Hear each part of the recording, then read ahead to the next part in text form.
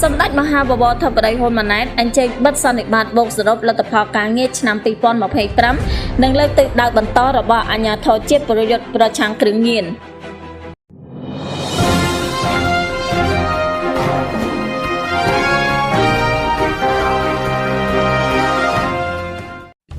នៅរសៀលថ្ងៃទី6ខែមីនាឆ្នាំ2026សម្ដេចមហាបវរធិបតីហ៊ុនម៉ាណែតនាយករដ្ឋមន្ត្រីនៃកម្ពុជាអញ្ជើញជាអធិបតីបិទសន្និបាតបូកសរុបលទ្ធផលការងារឆ្នាំ2025និងលើកទិសដៅបន្តរបស់អាជ្ញាធរជាតិប្រយុទ្ធប្រឆាំងគ្រឿងញៀន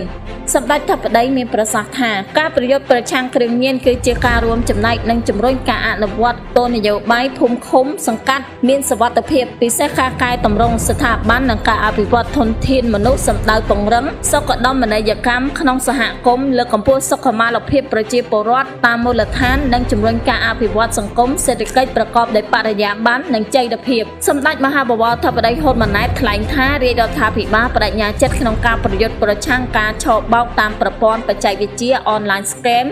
ដែលជាយុទ្ធនាការយ៉ាងជាក់លាក់របស់រាជរដ្ឋាភិបាលក្នុងការបង្ហាញសុចន្ទៈការជំរុញរួមគ្នាធ្វើពីគ្រប់ក្រសួងស្ថាប័នដើម្បីសម្អាតផ្ទះឲ្យបានស្អាតថែរក្សាឲ្យបានល្អដែលគោលដៅយ៉ាងច្បាស់គឺលុបបំបាត់សេដ្ឋកិច្ចខ្មៅឈានទៅរក្សានិងបង្កើនសេដ្ឋកិច្ចសឲ្យបានច្រើនព្រមជាមួយគ្នានេះដែរក្នុងនាមប្រមុខរាជរដ្ឋាភិបាលសម្ដេចធិបតីនាយករដ្ឋមន្ត្រីក៏បានស្នើសុំដល់ប្រជាពលរដ្ឋឲ្យមានការសហការនិងចូលរួមលើគោលការណ៍ចំនួន3គឺទី1សូមកុំចូលរួមអនុវត្តដោយផ្ទាល់ក្នុងសកម្មភាពនៃការរួមចំណែក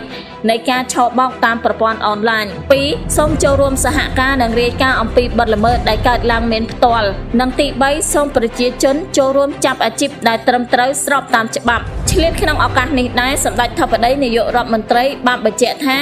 ការរៀបចំព្រឹត្តិការណ៍នគរសង្ក្រាន្តឆ្នាំថ្មីគឺជាការរៀបចំដើម្បីអបអរសាទរនិងថែរក្សាប្រពៃណីជាតិខ្មែរខ្លួនដែលជាសាសនាវប្បធម៌និងប្រពៃណីរបស់ខ្មែរយ៉ាងតាំងពីយូរលង់ណាស់មកហើយព្រមជាមួយគ្នានោះក៏ត្រូវជំរុញដំណើរជីវិតឲ្យទៅមុខដោយត្រូវពង្រឹងខ្លួនឯងការរៀបចំនេះគឺផ្ដោតទៅលើសាមគ្គីភាពនិងភាពរឹងមាំរបស់ជាតិដែលត្រូវរៀបចំឲ្យបានសមស្របតាមប្រពៃណីនិងមិនត្រូវបំភ្លេចដល់ជនភៀសសឹកដោយនឹងបំផុសសិល្បករនិងសប្បុរសជននឹងទៅជួបផ្ទាល់ទៅលេងហើយលើកទឹកចិត្តផ្ទាល់ជាមួយបងប្អូនជនភៀសសឹកនៅមូលដ្ឋានផ្ទាល់ជាពិសេសក្នុងកម្មវិធីក៏ដូចនឹងការជំរុញផ្សព្វផ្សាយអំពីវីរៈកងទ័ពនៅតាមទីតាំងផ្សេងៗដើម្បីបង្ហាញទៅដល់ប្រជាជនដែលបានអញ្ជើញទៅទស្សនាផ្ទាល់ជាមួយគ្នានោះសម្ដេចធិបតីនាយករដ្ឋមន្ត្រីបានថ្លែងអំណរគុណដល់ប្រជាជនខ្មែរពីគ្រប់ទិសទីដែលបានចូលរួមចលនាជាតិនិយមយ៉ាងសកម្មក្នុងចលនាជាតិនិយមតាមរយៈការចូលរួមយ៉ាងច្រើនក្នុងការជួយគាំទ្រដល់រាជរដ្ឋាភិបាលនិងវីរៈកងទ័ពដែលបានបញ្ជាក់យ៉ាងច្បាស់អំពីការសាមគ្គីជាតិស្មារតីជាតិនិយមនិងស្នេហាជាតិទឹកដីនិងប្រជាជនយ៉ាងប្រកបបំផុតមុននឹងបញ្ចប់សម្ដេចធិបតីនាយករដ្ឋមន្ត្រីបានណែនាំដល់ក្រសួងស្ថាប័នពាក់ព័ន្ធបន្តទំនាក់ទំនងជាប់ជាប្រចាំជាមួយប្រជាពលរដ្ឋយើងដែលរស់នៅតំបន់មជ្ឈិមបូព៌ាដើម្បីធានាសុវត្ថិភាពរបស់ប្រជាពលរដ្ឋយើងនិងត្រូវតាមដានសភាពការឲ្យបានជាប់ជាប្រចាំដើម្បីដាក់ចេញវិធានការឲ្យបានលឿននិងទាន់ពេលវេលាបន្ថែមពីនេះសម្ដេចធិបតីនាយករដ្ឋមន្ត្រីបានណែនាំដល់ក្រសួងពាណិជ្ជកម្មក្រសួងរ៉ែនិងធម្មពលនិងក្រសួងសេដ្ឋកិច្ចនិងហិរញ្ញវត្ថុត្រូវតាមដានឲ្យជាប់ពីទិន្នន័យនិងការប្រែប្រួលប្រេងដោយត្រូវមើលពីបរិមាណប្រេងនិងមានប្រទេសនាំចេញប្រេងថាតើមានប្រទេសណាដែលនឹងបិទការនាំចេញដែរឬទេដើម្បីធានាស្តុកប្រេងសម្រាប់ប្រើប្រាស់និងស្ថិរភាពតម្លៃប្រេងជាទីបញ្ចប់សម្ដេចធិបតីនាយករដ្ឋមន្ត្រីសង្ឃឹមយ៉ាងមុតមាំថា